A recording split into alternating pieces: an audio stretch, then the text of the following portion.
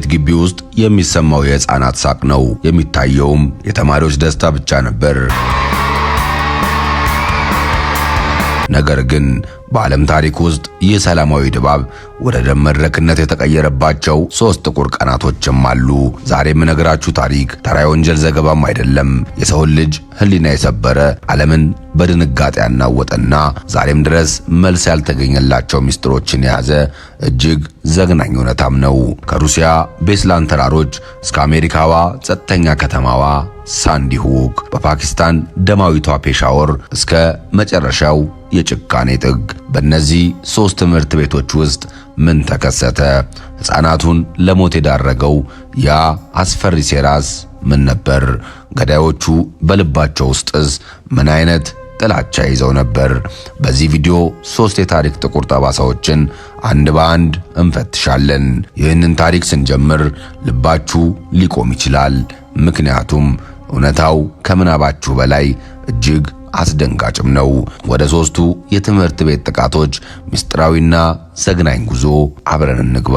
መስከረም 1 2004 ዓ.ም ሩሲያ ሰሜን ኦስቲያ ቤስላን ከተማ።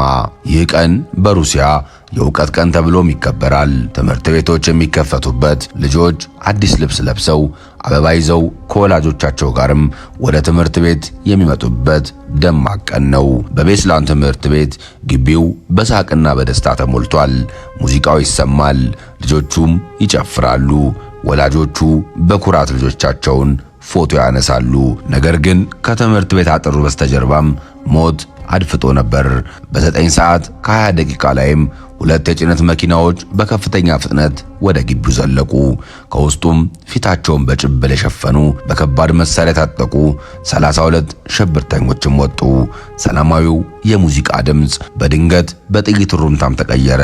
ደስታው ወደ ጩኸት፣ ሳቁም ወደ ሲኦል ተለወጠ። ሽብርተኞቹ ሰዎቹን እንደ ከብት እየነዱም ወደ ትምህርት ቤቱ የስፖርት አዳራሽ ማጎሯቸው። 1100 ሰዎች፣ ሕፃናት፣ መምህራን እና ወላጆች ሁሉም በጠባብ አዳራሽ ውስጥም ታሰሩ። ሽብርተኞቹ መጀመሪያ ያደረጉት ነገር ቢኖር አዳራሹን በፈንጂ መሙላት ነበር። ከቅርጫት ኳስ መረብ ማንጠልጠያዎቹ ላይም በገመድ የተያያዙ ቦምቦችንም አንጠለጠሉ። መሬቱ ላይ ፈንጂዎችንም አጠመዱ። አንድ ታጣቂ እግሩን በአንድ ትልቅ ፈንጂ ላይም አሳርፏል። እግሩን ካነሳው አዳራሹም ይፈነዳል። ልጆቹ ይህንን እያዩም በፍርሃት ይንቀጠቀጣሉ። የመጀመሪያው ቀንም አለፈ። ሁለተኛውም ቀን መጣ። የአዳራሹ ሙቀት ሊታገሱት የማይችሉትም ሆነ። ታጣቂዎቹ ምግብና ውሃም ከለከሉ። ሕፃናቱ በጥማት ይቃጠሉም ጀመር። አንዳንዶቹ ጥማቸውን ለመቁረጥም ሲሉ የገዛ ሽንታቸውን እንዲጠጡም ተገደዱ። የሞቱ ሰዎች አስክሬን በአዳራሹ ጥግም መከመር ጀመረ። ሽታውና ጭንቀቱ አየሩን ማፈነው። ከውጪ የሩሲያ ልዩ ኃይሎችም ትምህርት ቤቱን ከበውታል። ድርድር ተጀመረ። ግን ምንም ውጤት አልመጣም። ሽብርተኞቹ የጠየቁት የሩሲያ ጦር ከቼቼንያ እንዲወጣም ነበር። የጥያቄ ደግሞ ለሩሲያ መንግስት የማይታሰብ ነበር። መስከረም 3 ከቀኑ 7 ሰዓት ከ3 ደቂቃ ዓለምን ያስደነገጠው የአሰቃቂ ድምፅ ተሰማ። ከባድ ፍንዳታ። በአዳራሹ ውስጥ የታሰሩት ፈንጂዎችም በድንገት ፈነዱ። ጣሪያው በሕፃናቱ ላይም ተደረመሰ። አዳራሹ በእሳትም ተያያዘ። በጭስና በደም መካከልም የተረፉት ሕፃናት በመስኮት በኩል መሸሽ ጀመሩ። ነገር ግን ሽብርተኞቹ ርኅራኄ አልነበራቸውም። ከጀርባ ሆነው በሚሸሹት ሕፃናት ላይም ጥይት አዘነቡ። የሩሲያ ልዩ ኃይሎችም በከባድ መሳሪያ የታጀበ ጥቃት ጀመሩ። ትምህርት ቤቱም ወደ ጦር ሜዳነት ተቀየረ። ታንኮች ይተኩሳሉ፣ ሄሊኮፕተሮችም ከላይ ይከባሉ። ለሰዓታት የቀለጠው ውጊያ ሲቆም የታየው ትዕይንት ልብ ይሰብር ነበር። በመቶዎች የሚቆጠሩ ትናንሽ አስክሬኖችም በደም ተለውሰው ይገኛሉ። ወላጆች የልጆቻቸውን አስክሬን ይዘው ይጮዋሉ። ከተማዋ በለቅሶ ተሞላች። በአጠቃላይ 334 ሰዎችም ሕይወታቸውም አለፈ። ከነዚህ ውስጥ 186ቱም ገና የአበባ ዘመናቸውን ያልጨረሱ ሕፃናት ነበሩ። ይህ ጥቃት በሩሲያ ታሪክ ውስጥም ትልቁ ጠባሳ ሆኖም ቀረ። ከ32 ሽብርተኞች መካከል አንዱ ብቻ በሕይወት ተረፈ። እርሱም ኑርፓሺ ኩላዬቭ ይባላል። በቁጥጥር ስር ሲውል የከተማው ሕዝብም ሊገለው ሊቦጫጭቀውም አስቦ ነበረ። ዛሬ በቤስላን ከተማ የመላእክት ከተማ በሚል ትልቅ የመቃብር ስፍራም አለ። እዚያ የ186 ሕፃናት መቃብር ጎን ለጎንም ተደርድሮ ይታያል። የቤስላን እገታ የሰውን ልጅ ምን ያህል ሊጨክን እንደሚችል ለዓለም ያሳየ ጥቁር መስታወትም ነበር። ከሩሲያዋ ቤስላን ተራሮች ወጥተን ወደ ሰላማዊቷና ጸጥተኛዋ የዓለም ከተማ ኒውታውን ኮንቲከን እንጓዛለን። ይህቺ ከተማ ወንጀል የማይሰማባት፣ ልጆች ያለ ስጋት የሚጫወቱባት ገነት በምድር ላይ የምትባልም ስፍራ ነበረች። ነገር ግን ዲሴምበር 4 2012 ዓ.ም ላይም ይህ ሁሉ ተቀየረ። አንድ የ20 ዓመት ወጣት በጭንቅላቱ ውስጥ የታመቀውን ጥላቻም ይዞ ወደ ትምህርት ቤቱም አመራ። ያ ቀን የአሜሪካን የደህንነት እምነት ያፈረሰና የዓለምን ሕዝብ በእንባ ያጠለቀም ቀን ሆነ። ጠዋት 2 ሰዓት አካባቢ አዳም ላንዛ የተባለው ወጣት በቤቱ ውስጥ የመጀመሪያውን ጥይት ተኮሰ። ተኝታ የነበረችውን የገዛ እናቱን ናንሲ ላንዛን 4 ጊዜ ጭንቅላቷ ላይ በመተኮስም ገደላት። ይህ ግን የጭካኔው መጀመሪያ እንጂ መጨረሻው አልነበረም። አዳም የእናቱን መኪናም ይዞ በከባድ መሳሪያዎች ተጭኖም ወደ ሳንዲሁክ የመጀመሪያ ደረጃ ትምህርት ቤት ማመራ። የያዘው መሳሪያ ቡሽ ማስተር የተባለው በጦርነት ላይ ጠላትን ለመደምሰስ የሚመረጥ ገዳይ ጠመንጃም ነበር። 9 ሰዓት ከ35 ደቂቃ ላይም ትምህርት ቤቱ ተቆልፎ ነበር። አዳም ወደ በሩ አልሄደም። ይልቁኑም በመስታወቱ ላይ እሩምታ ተኩሶ መስታወቱን ሰባብሮ ወደ ውስጥም ገባ። የመስታወቱ መሰባበርና የጥይት ድምፁም በትምህርት ቤቱ ድምፅ ማጉያም በኩል ለሁሉም የመማሪያ ክፍሎች ተሰራጨ። ሕፃናቱና መምህራኑ ሞት ወደ ግቢው እንደገባ በዚያ ቅጽበትም ተረዱ። ትምህርት ቤቱ የፍርሃት ምድርም ሆነ። አዳም ላንዛ ወደ መጀመሪያው ክፍልም ዘለቀ። እዚያ ቪክቶሪያ ሶቶ የተባለችም ወጣት መምህርት ነበረች። ቪክቶሪያ የጥይት ድምፁን ስትሰማም ተማሪዎቿን በቁም ሳጥን ውስጥና በጠረጴዛው ስር ደበቀቻቸው። ገዳዩ ወደ ክፍሉ ገባ። ቪክቶሪያም ፊት ለፊት ቆመች። ተማሪዎቿ ሌላ ክፍል እንዳሉ በመናገርም ሕይወቷን ለልጆቹ መስዋዕትም አደረገች። አዳም ያለምንም ርኅራኄ መምህር ቪክቶሪያንና ያገኛቸውን ሕፃናቶችም ረሸናቸው። በ5 ደቂቃ ውስጥ 154 ጥይቶችን ተተኮሱ። በ5 ደቂቃ ውስጥ 20 ሕፃናትና 6 መምህራን ነፍሳቸውም አለፈች። የሞቱት ሕፃናት ገና የ6 እና የ7 ዓመት ልጆችም ነበሩ።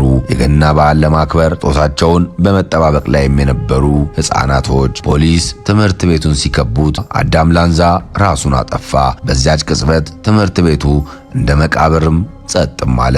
ከከተማው የእሳት አደጋ ጣቢያ አጠገብም ወላጆች ልጆቻቸውን ለመቀበል ተሰብስበው ነበር። አንድ በአንድ የተረፉትን ሕፃናትም ከትምህርት ቤቱ ወጥተው ወደ ወላጆቻቸው መጡ።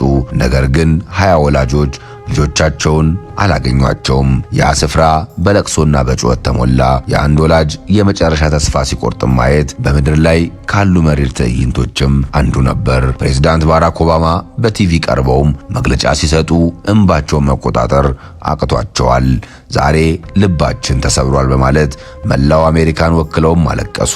የሳንዲሁክ እልቂት በአሜሪካ የመሳሪያ ሕግ ላይም ትልቅ ክርክርን አስነሳ። ነገር ግን ለተቀጠፉት ሕፃናት ሕጉ ምንም ሊያደርግላቸው አልቻለም። ያቺ ትምህርት ቤት ዛሬ ፈርሳለች። በቤቷ ላይ መታሰቢያ ተገንብቷል። ከአሜሪካዋ ጸጥተኛ ከተማም ወጥተን አሁን ወደ እስያ አህጉር እንጓዛለን። ፓኪስታን ፔሻወር ከተማ። ይህ ታሪክ ከቤስላንና ከሳንዲሁክ በተለየ መልኩም እቅድ የወጣለትና በቡድን የተደራጀ አረመናዊ ግድያም ነው። ዲሴምበር 16 2014 ዓመተ ምህረት በፔሻወር ከተማ የሚገኝ የወታደራዊ ትምህርት ቤት ተማሪዎችም ለወደፊት ሕይወታቸው ትልቅ ተስፋ ሰንቀው ወደ ግቢው ገቡ። ነገር ግን ያ ቀን የፓኪስታን ጥቁር ቀን ሆኖ እንደሚመዘገብ ማንም አላወቀም ነበር። ጠዋት 4 ሰዓት አካባቢ 7 የታጠቁ የታሊባን ታጣቂዎችም ከትምህርት ቤቱ የኋላ ግድግዳ በኩል በገመድ ተጠቅመውም ዘለሉ። የለበሱት የፓኪስታን ወታደራዊ ዩኒፎርምም ነበር። ዓላማቸው ግን ሀገርን መጠበቅ አይደለም። ዓላማቸው ንጹሃንን ሕፃናትን በማረድ በአገር ላይ ሽብር መንዛት ነበር። ታጣቂዎቹ በቀጥታ ያመሩትም ወደ ትምህርት ቤቱ ትልቅ አዳራሽ ነበር። በዚህ አዳራሽ ውስጥ በመቶዎች የሚቆጠሩ ተማሪዎች የመጀመሪያ እርዳታ ትምህርት እየተማሩም ነበረ። በድንገት የአዳራሹ በሮች ተረገጡ። ታጣቂዎቹም ወደ ውስጥ ገቡ። ያለምንም ማስጠንቀቂያ፣ ያለምንም ድርድር የጥይት ሩምታቸውን መሃል ለመሃል አዘነቡት። አዳራሹ በደቂቃዎች ውስጥም ወደ ቄራነት ተቀየረ። ተማሪዎቹ ከሞት ለማምለጥ ከወንበሮች ስርም ተደበቁ። ነገር ግን ገዳዮቹ ከወንበሮች ስር ያሉትን ሕፃናት እየፈለጉ ጭንቅላታቸው ላይ ይተኩሱባቸውም ነበር። አንዲት መምህር ታሂራ ቃዚ ትባላለች። ተማሪዎቿን ለማዳን በገዳዮቿ ፊትም ቆመች። ገዳዮቹ ግን እነዚህ የጠላቶቻችን ልጆች ናቸው በማለት መምህርቷን በተማሪዎቿ ፊትም በእሳት አቃጠሏት። ይህ ግድያ ለፓኪስታን ጦር የተሰጠ የበቀል መልእክትም ነበር። ታጣቂዎቹ እኛን ስትወጉን ልባችን እንዴት እንደሚደማ ወቁ በማለት ሕፃናቱን ለፖለቲካ በቀልም ተጠቀሙባቸው። ለ8 ሰዓት ያክል በትምህርት ቤት ውስጥም የጦርነት ድባብ ሰፈነ። የፓኪስታን ልዩ ኃይሎች ጥቃቱን ለመመከትም ወደ ውስጥም ገቡ። በየክፍሉ በየመተላለፊያውም ደም እንደ ጎርፍ ይፈስ ነበር። ውጊያው ሲያበቃ ዓለም ሰምተው የማታውቀውን ዘግናኝ ዜናም ሰማች። 141 ሰዎችም ተገደሉ። ከነዚህ ውስጥ 132 ተማሪዎች ነበሩ። ትምህርት ቤቱ በደም የተጨማለቁ ደብተሮችን፣ የፈሰሱ የምሳቃዎችና የሕፃናት ጫማዎችም ሞልተውበት ነበር። ይህ እልቂት መላው ዓለምን አስቆጣ። ፓኪስታን ለ3 ቀናት ብሔራዊ ሐዘንም አወጀች። ገዳዮቹ ልጆቹን መግደል የጀግንነት ሥራ ነው ብለውም ቢያስቡም ዓለም ግን በታሪክ መዝገብ ላይ አረመኔ የሚል ስም ሰጠቻቸው። ዛሬ 3 አህጉራቶችን አቋርጠን 3 ጥቁር ታሪኮችን ተመልክተናል። ቤስላን፣ ሳንዲሁክና ፔሻወር። እነዚህ ታሪኮች የሰው ልጅ ጭካኔ የት ሊደርስ እንደሚችል ያሳዩናል። ነገር ግን ከነዚህ ሁሉ ደምና እንባ በስተጀርባ አንድ እውነትም አለ። እርሱም የሰው ልጅ ጽናት ነው። ገዳዮቹ ታሪኩን በደም ሊጽፉ ሞከሩ። እኛ ግን ሰለባዎቹን በማሰብ ጭካኔን በጽናት እናሸንፋለን። ስለነዚህ 3 አሰቃቂ ጥቃቶች ያዘጋጀነውን ዘገባ እዚህ ላይ ያበቃል። የእናንተስ አስተያየት ምንድነው? ቪዲዮውን ከወደዳችሁት ላይክ እና ሼር በማድረግ ለሌሎች እንዲደርስም አድርጉ። ለቻናላችን አዲስ ከሆናችሁ ደግሞ ሰብስክራይብ በማድረግ ቤተሰብ ይሁኑ። በቀጣይ ቪዲዮ እስክንገናኝ ሰላም ቆዩልን።